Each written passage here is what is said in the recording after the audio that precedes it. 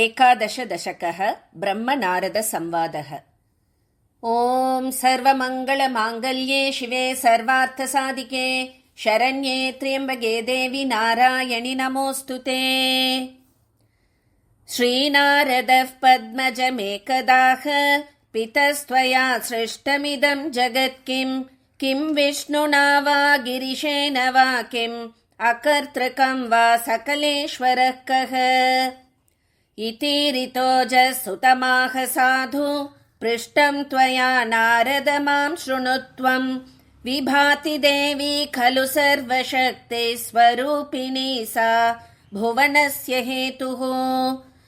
एकं परं ब्रह्म सदद्वितीयम् आत्मेति वेदान्तवचोभिरुक्ता न सा पुमान् स्त्री च न निर्गुणा सा स्त्रीत्वं च पुंस्त्वं च गुणैर्दधाति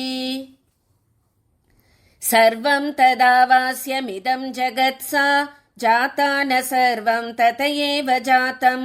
तत्रैव सर्वं च भवेत् प्रलीनं सैवाखिलं नास्ति च किञ्चनान्यत् गौणानि चान्तःकरणेन्द्रियाणि सा निर्गुणा वाङ्मतिगोचरा च सा स्तोत्रमन्त्रैः सगुणा महद्भिः संस्तूयते भक्तविपन्निहन्त्री सुधासमुद्रे वसतीयमार्या द्वीपे विचित्राद्भुतशक्तियुक्ता सर्वं जगत् यद्वशगं व्ययं च त्रिमूर्तयो नाम यदाश्रिता स्मः तद्दत्तशक्तित्रयमात्रभाजः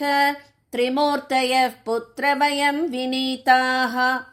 तदाज्ञया साधु सदापि कुर्मः ब्रह्माण्डसर्गस्थितिसंहृतिश्च दैवेन मूढं कविमातनोति सा दुर्बलं तु प्रबलं करोति पङ्गुं गिरिं लङ्घयते च मूकं कृपावती चातनुते सुवाचम् यत्किञ्चिदज्ञायि मया महत्त्वं देव्यास्तदुक्तं तव सङ्ग्रहेण सर्वत्र तद्वर्णय विस्तरेण विधत्स्व भक्तिं हृदये जनानाम् इति ऋतोजेन मुनिः प्रसन्नः तव प्रभावं करुणाद्रचित्ते व्यासं तथान्यांश्च यथोचितं स प्रबोधयामास पवित्रवाग्भिः न मे गुरुस्त्वच्चरितस्य वक्ता न मे मतिस्त्वत्स्मरणैकसक्ता अवाच्यवक्ताहमकार्यकर्ता नमामि मातश्चरणाम्बुजं ते। ॐ श्रीमात्रे नमः।